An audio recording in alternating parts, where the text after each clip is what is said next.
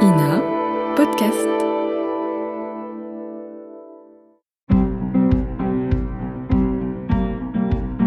Ce que j'aime en fait dans ce métier, c'est d'essayer d'éclaircir le monde, la vie des autres. On n'est pas là pour faire du sensationnel. Pour moi, il y a un truc un peu sportif dans l'écriture. La force du journalisme, c'est aussi le travail collectif, même invisible. Je n'envisage pas une seconde de faire autre chose. Le prix du journalisme, récit de femmes reporters. Un podcast de Florence Daucher, produit par Visible Média et l'INA. Dans ce podcast, nous passons derrière le rideau pour expliquer comment et dans quelles conditions les journalistes travaillent et comment la technologie les accompagne ou les contraint. C'est plus le même pays. C'est très frappant. En fait, j'en parlais avec quelqu'un qui était sorti du pays juste après l'élection, qui est parti quelques mois, qui est revenu et qui disait on se rend pas compte à quel point ce pays a profondément changé. Depuis 5 ans, Claire Ménial est correspondante permanente aux États-Unis. Elle tient le bureau de Washington pour l'hebdomadaire Le Point. Fidèle à ce magazine d'information où elle a débuté en tant que pigiste en 2002, elle est devenue spécialiste de l'Amérique du Sud, puis de l'Afrique.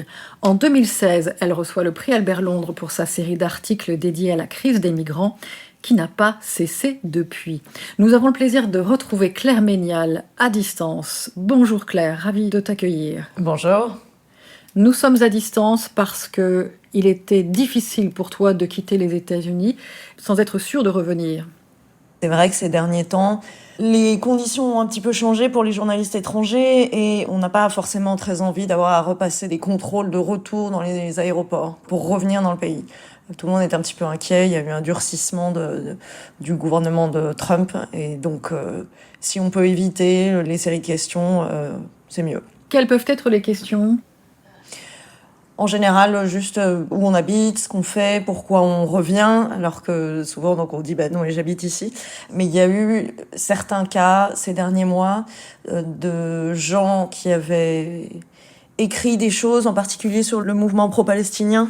Il y a beaucoup d'histoires qui circulent comme ça. Il y a eu un Norvégien qui avait des mèmes de J.D. Vance, le vice-président, en bébé, qui ont été cherchés dans son téléphone. Et il a été détenu aussi. Il y a eu un chercheur du CNRS qui a été arrêté aussi, qui avait des textos anti-Trump. C'était au moment des manifestations en faveur de la science. Il est possible que toutes ces histoires soient plus compliquées. Mais comme on n'en est pas sûr, voilà, on n'est pas forcément désireux de multiplier les sorties du territoire américain. On entend dire qu'aujourd'hui, entrer aux États-Unis suppose de partir avec un téléphone autre, avec un ordinateur vidé des éléments. Est-ce que c'est une fabulation ? Est-ce qu'on a raison de se méfier ? Ce qui est sûr, c'est que nous, tous les journalistes étrangers, ce sont des questions qu'on se pose. Il y en a certains qui voyagent avec des téléphones, ce qu'on appelle le burner phone, un téléphone acheté pour l'occasion, vidé, où il n'y a rien dedans, pas d'appli, très peu. Et sinon, beaucoup se plient au tri des messages, du contenu sur les réseaux sociaux, etc., avant de revenir. Ça, c'est vrai. Depuis 5 ans, tu es aux États-Unis. Qu'y a-t-il d'américain en toi, désormais ? La voiture, je dirais. Moi, j'étais parisienne, je conduisais très peu, à part en vacances, mais on devient complètement habitué au fait de faire 4 heures de voiture pour une interview. C'est vraiment le pays, les distances sont telles que voilà, on s'habitue à conduire absolument tout le temps. Après 5 ans aux États-Unis, de nouveau, que sais-tu de ce pays que nous n'avons pas saisi depuis l'Europe ? À la base, l'image qu'ont les Européens des États-Unis repose sur un énorme malentendu. C'est le résultat d'Hollywood, de l'image qu'en donne Hollywood, qui est très démocrate. Et c'est le résultat des séries télé, je pense à des séries comme Friends, etc., qui ont beaucoup aussi influencé la façon dont les Européens peuvent voir les États-Unis. Et les voyages, les Français en particulier, ils voyagent beaucoup aux États-Unis, mais ils vont à New York, ils vont à Los Angeles, ils vont à San Francisco, ils vont éventuellement dans le Grand Canyon, ils vont éventuellement à la Nouvelle-Orléans, mais c'est rare, disons que la plupart du temps c'est New York. C'est une partie des États-Unis extrêmement minoritaire. C'est les grandes villes démocrates, donc grossièrement on va dire de gauche, qui représente une partie des États-Unis qui existe tout à fait, mais qui est loin de représenter la majorité du pays. Dès qu'on sort des grandes villes, on voit un autre pays qui est celui qui a gagné là, à la dernière élection. C'est-à-dire le Trumpisme, qui n'est pas du tout un accident de l'histoire, c'est pas une erreur. Quand on entend des gens dire mais comment les Américains ont pu voter pour Donald Trump, ça a rien d'étonnant. C'est le pays où le Ku Klux Klan influençait toute l'administration jusqu'à une certaine époque dans les États du Sud, c'est-à-dire le moindre juge, le moindre policier, le moindre shérif, le gouverneur était membre du Ku Klux Klan. C'est le pays des quotas dans les années 20. Des quotas d'étrangers, immigrés. C'est le pays du macartisme, avec l'obsession pour le communisme, etc. Tout ce qu'on voit ressurgir était là quelque part. C'est aussi un pays qui a été fondé par des pèlerins, des pilgrims, donc extrêmement religieux. Donc tout ce qu'on voit n'est pas étonnant, quoi. C'est simplement que y a eu des années où l'Amérique des grandes villes, l'Amérique bleue, ce qu'on appelle démocrate, était au pouvoir. Et là, c'est pas celle-là qui est au pouvoir. Tu es arrivé sous l'ère Biden. Maintenant, Donald Trump est le président des États-Unis. Tu as observé une mutation d'humeur ou encore une fois, c'est une perception depuis l'Europe? Non, c'est plus le même pays. C'est plus le même pays.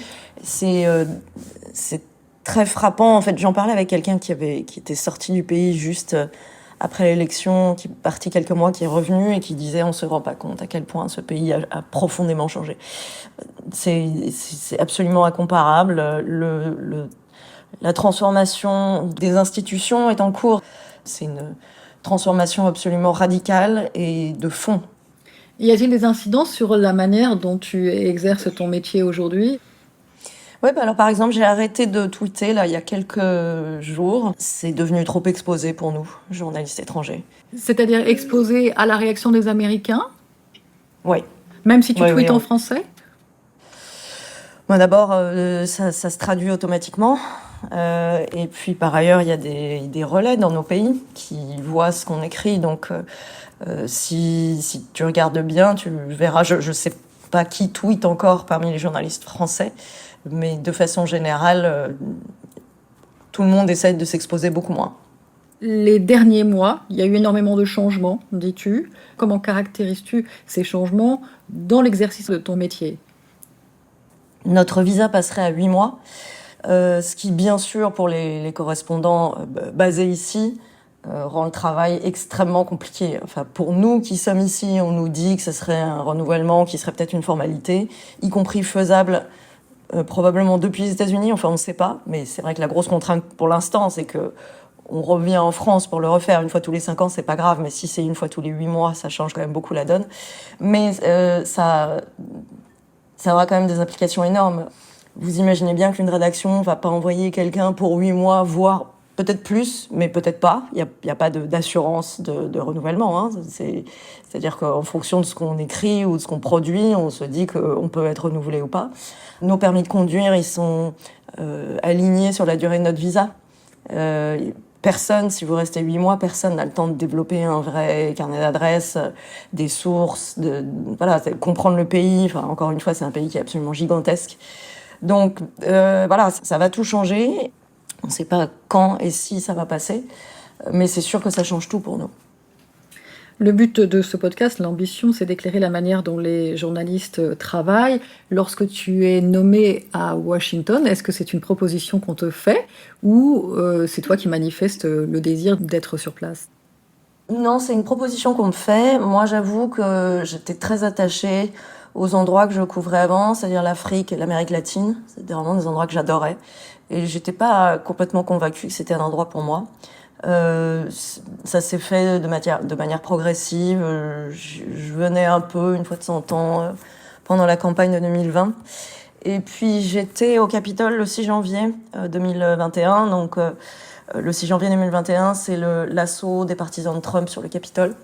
C'était très clair que les gens étaient en train de s'échauffer, qu'ils allaient monter vers le Capitole comme il leur suggérait. On sentait vraiment que ça pouvait très mal tourner. Et puis, ça a tourné comme on a vu.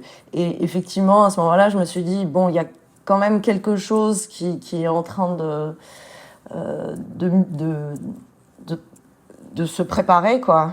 Et pour la plus grande démocratie du monde, enfin en tout cas la plus importante démocratie du monde, puisque la plus grande, comme on le sait, est censée être l'Inde, c'est quand même quelque chose de très intéressant à étudier. Et donc j'ai accepté ce poste. Je dois dire que les premières années, au tout début, sous Biden, je me suis dit que j'avais fait une erreur. Pour quelle raison ? Parce que sous Biden, c'était très calme et que je me suis dit que ce que j'avais vu le 6 janvier, peut-être que c'était juste quelque chose d'absolument extraordinaire par rapport aux États-Unis, qui n'arriverait qu'une fois, etc. Et ensuite, la guerre en Ukraine a éclaté. Je me suis dit que j'étais absolument pas au bon endroit. C'était terrible d'être ici, tellement loin de l'Europe, alors que quelque chose arrivait sur notre continent qui s'annonçait comme un événement absolument majeur, et de pas le couvrir. J'ai supplié d'être envoyée, même depuis les États-Unis. Et puis Trump a annoncé qu'il se représentait. Et je me suis tout de suite dit qu'il avait une chance d'être réélu. Ça me semblait totalement évident parce que, en fait, la base MAGA n'avait jamais disparu. La ferveur avait jamais disparu. Donc, je me suis dit que d'une part, la campagne allait être extrêmement intense, ce qu'elle a été, et qu'ensuite, s'il gagnait, ce qui était tout à fait une possibilité, le pays serait totalement transformé après. En fait, on percevait qu'il y avait un programme. Et c'était très étonnant de voir pendant toute la campagne beaucoup de gens en Europe qui disaient non mais ça va, enfin je veux dire la démocratie a très bien survécu la première fois, il faut arrêter avec ces discours alarmistes, c'est des institutions solides, c'est grotesque. Et nous on disait non mais ça sera pas comme la dernière fois, ça va pas être la même chose. Et j'ai vraiment le sentiment parfois, on voit les limites du métier, quoi, parce que moi j'ai le sentiment de l'avoir écrit 1000 fois. Et ça ne change rien, effectivement, à l'effet de surprise après coup. On se dit qu'on est bien peu de choses parce qu'on a l'impression d'avoir prévenu et ça sert à rien. Claire, pour bien comprendre la manière dont on fait du journalisme, les contacts, c'est très important. Tu dis il faut avoir le temps de nouer des contacts. On pourrait supposer que le correspondant précédent transmette ses contacts. C'est le cas ? Il y a une transmission ? Non, il n'y en a pas eu. Et par ailleurs, on ne travaille pas forcément sur les mêmes choses. Et puis ça dépend des époques. Moi, tous les mouvements que j'ai suivis, les milices, les Proud Boys, etc., j'ai commencé à les suivre sur le terrain en 2020. Et c'est quelque chose que j'ai fait toute seule. Donc j'ai bâti sur ce que j'ai suivi absolument toute seule. Ouais. Tu as couvert la campagne 2020, puis la campagne 2024, qui a été caractérisée par une violence inédite. Est-ce que c'était ça, le marqueur principal ? Trump a toujours parlé comme ça. Enfin, là, je pense qu'il y a peut-être une dégradation parce qu'il vieillit, mais les propos n'avaient absolument rien de nouveau. Enfin, c'est toute cette rhétorique, c'est ça qui avait séduit ses électeurs en 2016 et en 2020, même s'il a probablement perdu à cause du Covid, et en 2024. Donc oui, la violence des propos, elle est là, mais elle a toujours été là. La violence ne vise pas nécessairement les journalistes étrangers, mais les journalistes américains, oui. On assiste à des scènes de grande violence, de stigmatisation des journalistes qui posent des questions à la Maison-Blanche et qui suivent le président Trump.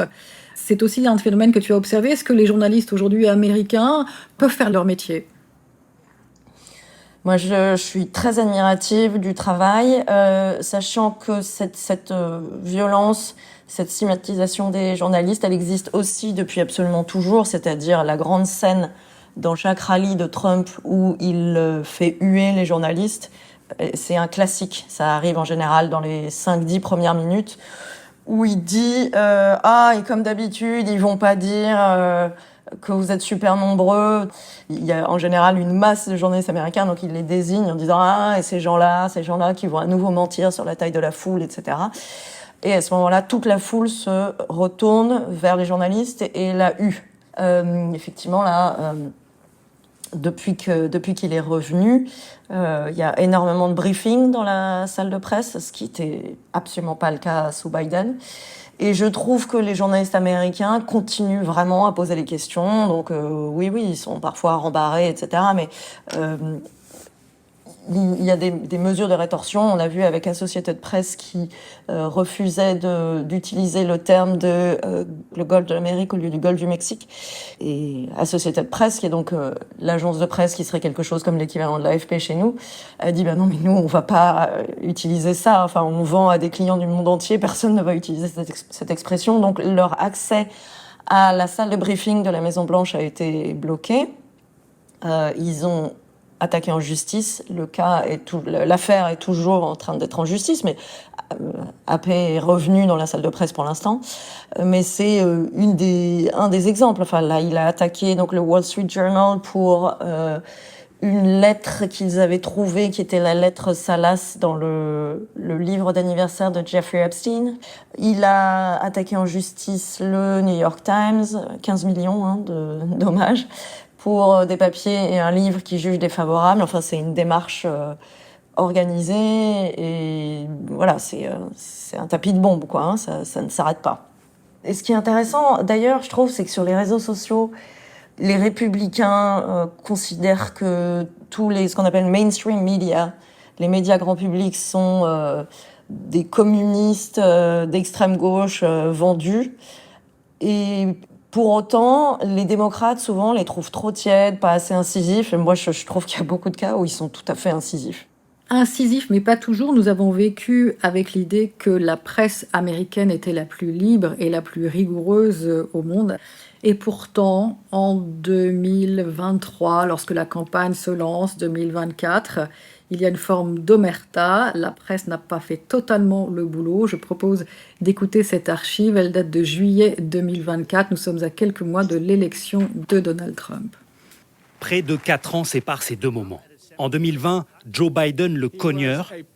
Everybody knows he's a liar. It's hard to get any word in with this clown. He's Putin's puppy. En 2024, Joe Biden confus, éteint et qui perd le fil de sa pensée. Dealing with everything we have to do with, look, if... La Maison-Blanche répète quotidiennement que le président américain est en bonne santé. Mais selon plusieurs journaux en coulisses, tout est fait pour le soulager durant ses apparitions publiques. Que s'est-il passé ? Pourquoi n'y a-t-il pas eu de transparence, au moins de la part de la presse, des questions posées de manière plus claire sur l'état de santé du président américain qui se présentait de nouveau ? Alors déjà, je dois dire que moi, quand j'entends le premier extrait, je trouve ça incroyablement frappant parce que on n'entendait plus ce Joe Biden-là depuis des années. C'est incroyable, effectivement, le Joe Biden incisif. Voilà. Mais il faut dire qu'il y a eu toute une organisation de la part de la Maison-Blanche, de la part de sa famille, qui était très, très impliquée pour cacher son état. C'est-à-dire que même les membres de son cabinet avaient très peu d'accès à lui, voire pas d'accès à lui. Donc, les médias, je vous laisse même pas imaginer. Qu'est-ce qui s'est passé ? Eh bien, il a été caché et c'est vrai que... Là, pour le coup, les médias ont pas fait leur travail ou l'ont peu fait. Il y a eu un livre qui s'appelle Original Sin, donc le péché originel, qui est sorti après l'élection, qui décrit tout l'appareil d'étouffement de la réalité de la santé de Biden.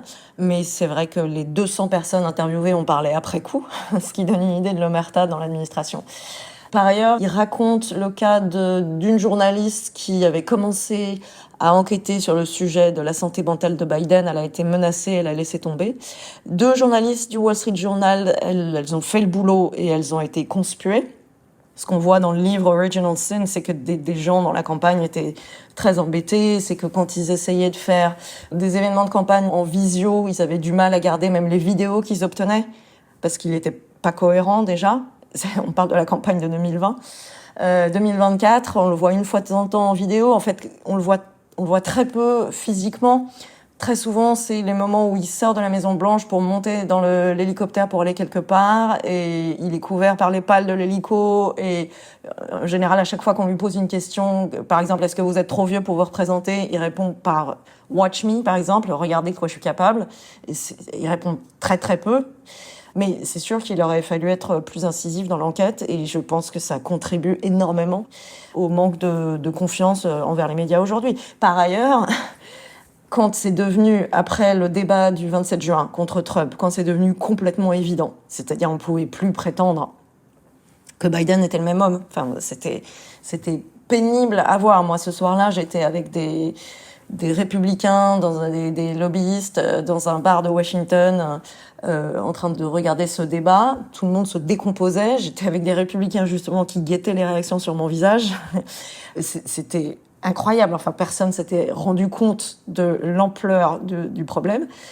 Et à partir du moment où ça devient évident, donc on se met tous à couvrir les conséquences, tous les représentants de la Chambre des représentants et tous les sénateurs démocrates, ils sont en train de penser « Ok, on va perdre la Maison-Blanche, ça c'est sûr, il y a vraiment aucun doute. » Mais surtout, moi, je vais perdre mon siège parce que je suis associée à ce gars-là maintenant. Et nous, quand on couvre ça, moi j'étais tous les jours au Capitole où on voyait qu'il y avait des tractations, mais vous pouvez pas imaginer les insultes que j'ai prises sur Twitter. Dire vous êtes vraiment ignoble, vous dites des horreurs sur ce monsieur très raisonnable, qu'est-ce que vous voulez faire, vous voulez faciliter l'accès au pouvoir de Donald Trump, c'est ça que vous voulez faire, vous avez jamais rien dit sur Trump et maintenant vous tapez sur Biden. Je sortais de 7 semaines de procès de Trump. Je m'étais levée à 4h du matin pendant 7 semaines pour avoir une place dans cette salle d'audience où j'avais raconté toutes les turpitudes de Trump jour par jour, et ensuite, tout ça pour après être attaqué sur les réseaux sociaux par des gens qui me disaient « Ce que vous faites est ignoble, vous êtes en train de favoriser la montée de Trump ». Ce qui était un bon rappel que cet environnement est tellement polarisé que quoi que vous écriviez, en fait, il faut s'attendre à une violence inouïe d'un côté ou de l'autre. La presse américaine a-t-elle fait son autocritique après avoir dissimulé, en tout cas ne pas avoir exprimé les inquiétudes sur la santé de Biden ? Pas vraiment. L'argument qui est avancé maintenant, c'est de dire franchement, pourquoi on s'intéresse à ça maintenant alors qu'on a un tyran à la tête du pays, vous avez rien de mieux à faire, pourquoi vous vous acharnez sur un vieux monsieur digne, c'est ignoble, etc. Le sujet de l'immigration est un sujet très important aujourd'hui, on voit beaucoup d'images. Est-ce qu'il est possible en tant que journaliste de couvrir ces déportations sans prendre de risques particuliers ? C'est surtout qu'on peut pas savoir quand ça a lieu, les rafles, etc. C'est pas prévisible, malheureusement. Donc, on peut couvrir, on peut parler aux communautés affectées. Il y a des militants qui s'organisent pour ce qui s'agit des rafles, puisqu'il faut bien appeler ça comme ça, de ICE. Donc, ICE, c'est Immigration and Customs Enforcement, donc l'agence de l'immigration et des douanes. Et eux, ils ne donnent d'embed, ils n'embarquent avec eux que des médias américains. Donc, de toute façon, les étrangers n'ont pas accès à ces équipes. On a tous essayé d'établir des contacts, d'envoyer des mails, etc. Voilà, la plupart du temps, on n'a même pas de réponse. Les journalistes ont perdu en image et puis aussi en impact au profit des influenceurs. Ça, c'est un phénomène nouveau. Les candidats, les élus vont s'entretenir chez des influenceurs. Ouais. C'est notamment, ça a été très frappant dans la campagne de Trump, qui est allé donc dans un podcast chez Joe Rogan, donc qui est quelqu'un qui a des dizaines de millions d'écoutes sur plusieurs plateformes. Et ces gens-là sont bien plus influents aujourd'hui, mais bien plus influents que CNN ou même Fox, d'une certaine manière, en fait. Donc, effectivement, lors de la convention démocrate, c'était donc à Chicago. Moi, j'ai pas eu accès au floor le dernier jour parce qu'il y avait déjà trop d'influenceurs. En fait, il y avait plus de place pour nous. C'était rempli. Voilà. Et ces gens-là sont maintenant beaucoup plus influents que nous. C'est la façon dont beaucoup de gens aux États-Unis récupèrent de l'information. Et elle est complètement tronquée. C'est une information en silo, disons. C'est-à-dire vous n'allez avoir par ces canaux-là que ce que vous avez envie d'entendre. Il n'y a pas de croisement de l'information, etc. Donc ça n'est pas de l'information. Pour revenir au fonctionnement entre Washington, un bureau comme Washington et Paris, quelle est la régularité des échanges avec la rédaction à Paris ? Est-ce qu'il y a une part d'indépendance du correspondant sur place ? Évidemment, pour des raisons toutes simples de budget, je prends pas l'avion sans demander, donc c'est forcément concerté. Et les deux sont possibles, c'est-à-dire il y a parfois des commandes, en particulier pour la version papier du magazine, puisque moi je suis censée travailler pour un hebdo, mais ça fait Je me souviens même plus ce que c'était que de travailler réellement pour un rythme hebdomadaire. C'est probablement ce que je faisais peut-être sur l'Afrique, mais c'est fini. Parce qu'il faut nourrir le web tout le temps, en permanence. Et je ne sais pas comment ça serait si j'étais basée ailleurs.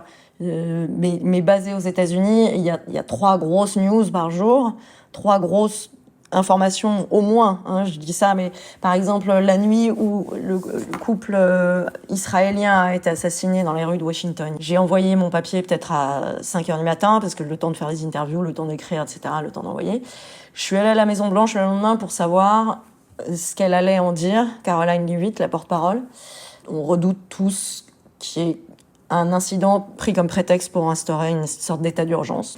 Ce matin-là, elle a parlé de ça. Elle a parlé de cette histoire de génocide blanc en Afrique du Sud. Elle a parlé du jet qui venait d'être offert par le Qatar. Et il y avait au moins 2 autres thèmes qui étaient extrêmement importants. Cela signifie qu'il faut être en veille H24. Totalement. C'est-à-dire que quand vous avez quelqu'un qui vous dit gentiment, écoute, je fête mon anniversaire je dis n'importe quoi, le 12 octobre, voilà l'invitation. Par défaut, on dit, écoute, c'est formidable, c'est super, j'ai aucune idée de si je pourrais. Je mentirais si je te répondais. Je te réponds oui par défaut, mais j'ai vraiment aucune certitude de où je serais, ce que je ferais, dans quel fuseau horaire je me trouverais, puisque on est à 3 heures de décalage horaire ici de la Californie. La vie personnelle n'existe pas. Non. Enfin, en tout cas, moi, non. Claire, en 2016, des gens qui gèrent mieux. En 2016, tu as reçu le prix Albert Londres pour ta série d'articles dédiés à la crise des migrants. Le jury avait salué l'humanité qui se dégageait de l'écriture. Voilà ce qu'il se passait en 2015 en Méditerranée. On écoute, c'était le journal de 7 heures le 20 avril 2015. Une hécatombe redoutée, un naufrage européen. C'est sans doute la pire tragédie des dernières années en Méditerranée, car les témoignages des rescapés évoquent au moins 700 passagers, peut-être 950 à bord du chalutier qui s'est abîmé en mer hier matin au large de la Libye. Pour l'instant, seuls 24 corps ont été repêchés, 28 survivants. Nous sommes dans un tout autre registre du journalisme, celui du terrain. Tu entends ces informations sur la Libye, sur les migrants, tu convaincs la rédaction d'y aller, tu es déjà sur place. En fait, j'ai travaillé toute l'année essentiellement sur cette thématique-là. La Libye n'est pas du tout mon premier reportage sur le thème. J'ai commencé par aller en Gambie, parce que je connaissais déjà pas mal le Nigeria. En fait, je me suis dit, je vais essayer de décrypter les motivations des migrants qui prennent tous ces risques pour partir d'un pays qui est pas en guerre. C'était juste un pays extrêmement pauvre, avec un dictateur absolument fou furieux à sa tête, qui était Yahya Jammeh. Quand je suis allée en Gambie, j'ai compris quel était le trajet qu'ils faisaient tous. Jusqu'au Niger, vous pouvez prendre des bus normaux, des bus commerciaux, mais à partir d'Agadez, où ils vont aller vers la Libye et traverser le Sahara, ils sont obligés d'avoir des passeurs sur des pick-up. Donc voilà, ça j'ai fait ces sujets-là, les passeurs, les gamins qui arrivent là. Et l'étape d'après, c'est la Libye, où ils essayent de prendre les bateaux pour aller vers l'Europe, sachant qu'en général, donc pour certains, ça fait des années qu'ils sont sur le trajet, ils sont pas financés, contrairement à ce qu'on peut penser. Tu vas nous lire un extrait d'un article que tu as publié qui concernait la Libye, ce point de départ, ce monde si particulier. C'est sur une plage proche de Tripoli, voilà. C'est des endroits d'où partent les bateaux de migrants et où en fait beaucoup de bateaux s'échouent parce que c'est absolument pas des bateaux faits pour traverser la Méditerranée, c'est des petits canots. Donc voilà. Et là j'étais sur la plage avec le croissant rouge. Donc, il gît sur une planche, les bras au-dessus de la tête, la jambe droite écartée. Figé par la mort dans un dernier espoir, celui de s'accrocher au bateau peut-être, ou de sortir la tête de l'eau. À quelques mètres, la mer turquoise aux reflets verts scintille au soleil printanier. La Méditerranée offre des promesses de grand large, vierges de bateaux et de bouées. Ça fait longtemps que les plages de Garabouli, à une 50aine de kilomètres à l'est de Tripoli, n'ont pas vu un touriste. Une escapade de rêve, n'étaient les ordures qui jonchent le sable doré. Et ce cadavre à la peau distendue, brûlé par l'eau salée, craquelé sur son corps gonflé. Son caleçon a glissé à son pied, son jean aussi, avec son survêtement. Il avait empilé les épaisseurs, de peur d'avoir froid sur ces eaux inconnues. Écœurés par la vue et l'odeur, ce sont les riverains qui signalent au croissant rouge les corps échoués. Ces 10 derniers jours, j'ai téléphoné tous les matins, raconte Brahim Taled, 44 ans, propriétaire d'une maison sur la dune. Il prétend ne rien savoir sur le trafic, tout au plus que les migrants ont droit à un pain, un triangle de fromage à tartiner et une petite bouteille d'eau à bord. Son aide est précieuse, la Libye manque de tout. Faute de bateau, le Croissant Rouge attend que les flots rejettent les corps pour les ramasser. Faute de pick-up, il compte sur les véhicules que prêtent les habitants, comme Brahim. Pour la place à la morgue, entre la guerre civile et la migration massive, il n'y a rien à faire. Emballés, ceux-là resteront sur la plage jusqu'à nouvel ordre. Un article paru dans Le Point. Que pense-t-on apporter de nouveau devant une actualité qui a été autant couverte ? Je voulais raconter le trajet vu depuis les migrants. Je les avais suivis depuis leur lieu de départ. Ce que je raconte là sur son habillement, ce qui me frappe moi terriblement au moment où j'écris, c'est ces gamins, je les ai vus habillés comme ça quand ils partent d'Agadez. Ils m'ont tous raconté qu'ils s'habillaient comme ça parce qu'ils avaient peur d'avoir froid. Et en fait, au moment où j'écris ça, on se dit peut-être que celui-là, je l'ai interviewé il y a un mois là-bas. Et en fait, on essaye d'humaniser, je pense. C'est ça, c'est une histoire d'humanité. Ouais. Sans l'émotion dans la voix, c'est toujours très présent. Donc, c'est raconter l'humain, au fond, où qu'il se trouve. C'est ça, et en fait, il y en a quelques-uns avec qui on garde contact. Il y en a un que j'avais rencontré à Agadez, un jeune Guinéen. Et on n'en entend pas parler pendant des mois. Et puis soudain, ils vous réécrivent. En fait, WhatsApp fait qu'on perd jamais totalement le contact. Il y a des contacts qui reviennent d'interviews qu'on a faites il y a 10 ans. Il y a un jeune Gabonais qui m'écrit toujours. C'est terrible pour me dire « J'espère que tu vas venir au Gabon pour expliquer ce qui se passe » parce que j'y étais au moment de la répression. J'avais fait le tour des morgues pour trouver les étudiants qui avaient manifesté, qui avaient disparu. En fait, on a la plupart des cadavres, on les a jamais retrouvés. Et donc, il y a des contacts qui surgissent, comme ça, qui ressurgissent du passé. Et effectivement, il y en a un, par exemple, un jeune Nigérien, shérif, qui m'a écrit un jour pour me dire « Je suis à la Puglia », c'est-à-dire je suis dans les Pouilles en Italie. Et je dis « Mais shérif, tu m'as toujours dit que tu traverserais pas parce que tu avais trop peur. » Enfin, il voit sur France 24 en particulier, il voyait les images des naufrages, etc. Et il les rejoint en Italie. Et j'ai fait tout le trajet avec lui en train dans le sud de l'Italie jusqu'à la frontière suisse. C'est des moments assez incroyables. Et à nouveau, ça ne peut arriver que si on suit des sujets sur le long cours. C'est la seule façon. Précisément, comment travailles-tu, toi ? Tu es seule ? Tu pars avec un photographe ? Ouais, j'enquête seule. Au Mali, je travaillais avec Nicolas Reméné, excellent photographe aussi, qui en plus vivait au Mali. Donc lui, il complétait vraiment certaines choses que moi je pouvais pas savoir. Enfin, il y a quand même une valeur sur le fait de vivre quelque part. Je le vois bien moi-même maintenant. Enfin, parfois je me dis mais j'ai dû tellement mal interpréter des choses ou passer à côté de trucs quand j'étais juste envoyée dans un endroit pour quelques semaines. Enfin, j'aurais adoré écrire un livre sur l'Afrique, par exemple, et je me suis jamais sentie légitime parce que c'est pas, je trouve que c'est pas en passant quelques semaines dans un pays une fois de temps en temps qu'on peut avoir une vision juste des endroits. Ce sont des périples longs. La rédaction vous donne-t-elle le temps nécessaire ou il y a aussi cette pression dans l'esprit et le cerveau du journaliste de devoir rendre la copie le plus tôt possible ? C'était il y a un siècle, on parle de 2014, c'est comme si c'était il y a une génération. C'est des papiers qui font peut-être 20 000 signes à chaque fois, enfin entre 16 et 20 000 signes, très longs pour les lecteurs, ça fait au moins 6 pages, très illustrées, c'est un énorme travail. C'est parfois des semaines d'organisation, parfois des semaines sur place, et ensuite le travail d'écriture est très long. Ton écriture a changé au fil des années, au fil des exigences nouvelles et de la technologie qui s'impose de plus en plus ? Oui, mon écriture s'est totalement dégradée. Je trouve que ce que je fais maintenant est très basique. J'ai pas le temps. Enfin là, ces derniers temps, il y a quand même beaucoup de jours où je travaille comme si je travaillais en quotidien. Alors je rends hommage à mes confrères de quotidien qui peut-être sont meilleurs que moi pour conserver un style qui soit un peu élégant tout en étant efficace. Moi, je trouve que ce que j'écris est très sec. Il y a aussi que je lis énormément de presse américaine et que la presse américaine est très sujet-verbe-complément.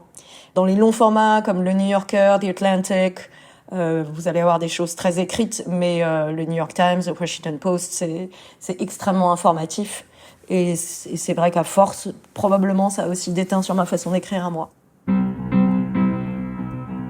Avant de conclure, Claire, quelques questions rapides. Le prix Albert Londres a-t-il changé quelque chose à ta vie de journaliste ? Se dire qu'on est reconnu par ses pairs, c'est vraiment un sentiment extrêmement valorisant. Parce qu'on n'a pas forcément ça dans sa rédaction. Je veux dire, je sais pas comment ça fonctionne ailleurs, mais moi, j'ai pas de félicitations sur ce que je fais, quoi. Donc, ce moment-là est complètement unique. La cérémonie, c'est incroyable. On a le sentiment d'entrer dans une famille. On rencontre des gens de générations précédentes qui ont couvert des trucs absolument incroyables. Enfin, moi, j'étais totalement fascinée. Après, ce que ça crée dans le milieu et ce que ça crée dans nos rédactions, je suis pas sûre que ça soit le plus facile et le plus agréable. Ça crée parfois des hostilités et des jalousies. Ce que je sais, c'est que sur le coup, c'était incroyablement valorisant et que je me suis tout à coup dit « Ah bon, en fait, je suis pas si mauvaise, alors peut-être. » Un son qui évoque pour toi le journalisme. Aujourd'hui, ce serait de toute évidence God Bless the USA, qui est la chanson sur laquelle Trump entre en scène systématiquement. Et il y en a d'autres, des chansons dans sa playlist comme YMCA que je ne peux plus entendre nulle part ailleurs. Si je l'entends dans une fête en France, je dis aux gens, vous comprenez pas ce que ça m'évoque. Ça fait remonter toutes ces heures passées dans des rallyes MAGA. Un vêtement. En Afrique, je mettais un foulard pour me couvrir la tête quand j'étais dans des pays musulmans, au Mali, etc. Et puis ça protégeait les cheveux de la poussière. Un objet. Aujourd'hui, c'est clairement le téléphone. Avant, j'aurais peut-être dit le gilet pare-balles quand j'étais en Afrique, qui était le gilet pare-balles et le casque, c'était toujours quelque chose qu'il fallait caser dans les bagages, qui pèsent un poids terrible quand je couvrais par exemple la Centrafrique ou des endroits comme ça. Et aujourd'hui, clairement, le téléphone. D'abord, je fais plus aucune interview sans enregistrer et doublement enregistrer. Et puis maintenant, c'est à la fois quelque chose d'absolument nécessaire. Enfin, c'est le GPS pour les centaines, les milliers d'heures de voiture que je fais toute l'année. C'est aussi l'objet qui peut être problématique quand on repasse la frontière. Avec des informations et des contacts. Oui, absolument. Le journalisme a-t-il un prix ? Certainement. Moi, je me suis jamais vue faire autre chose, honnêtement. J'ai fait pas mal d'interventions dans des classes et j'étais extrêmement frappée d'entendre ces jeunes me demander « Mais comment vous faites pour votre vie personnelle ?» Et je leur disais « Je sais pas, définis ce que tu entends par vie personnelle. Moi, je parle à des gens toute l'année que j'aurais jamais eu l'occasion de rencontrer sinon. Ça me semble un luxe. » Honnêtement, moi, je n'envisage pas une seconde de faire autre chose. Donc oui, on en paye sûrement le prix. On est épuisé. Enfin, moi, j'ai pas eu de vacances et de week-end pendant des mois et des mois et des mois, à travailler 24 heures sur 24. Certainement qu'on en paye un prix physique et moral, mais moi, je me vois rien faire d'autre. Je sais rien faire d'autre et j'ai rien envie de faire d'autre. Tu as quasiment répondu à la dernière question. Si c'était à refaire ? Oui, bien sûr. Après, je trouve que j'ai été lente. J'ai pris mon temps. Donc peut-être que je ferais certaines choses différemment, mais bien sûr, évidemment. Je sais pas ce qu'on peut faire de plus intéressant dans la vie. Je me demande toujours s'il y avait une catastrophe nucléaire au monde, qu'est-ce qu'on garderait comme profession. Il faudrait probablement des ingénieurs agronomes, il faudrait des médecins, il faudrait des architectes pour reconstruire, mais je pense qu'il faudrait des journalistes pour éviter les installations de pouvoir autoritaire et pour conserver des contre-pouvoirs. Merci Claire Ménial, merci beaucoup pour cet échange. Merci, au revoir. Merci à celles et ceux qui ont accompagné ce podcast. Un salut amical à tous les Albert Londres, à nos jurés qui font un travail immense pour révéler chaque année de nouveaux talents et un grand merci à la SCAM pour son soutien.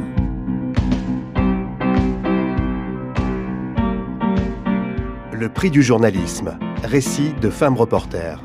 Un podcast de Florence Daucher, produit par Visible Média et l'INA. Montage et mixage Laurent Thomas, prise de son Axel Poulet, musique originale Mathias Reyes-Detmer, documentaliste INA Pascal Aubaret, Séverine Duchamp, production Florence Daucher, Joséphine Schroeder, Emmanuel Goubert, Laetitia Fourmont, Claire Mainfroy, Anaëlle Mekies.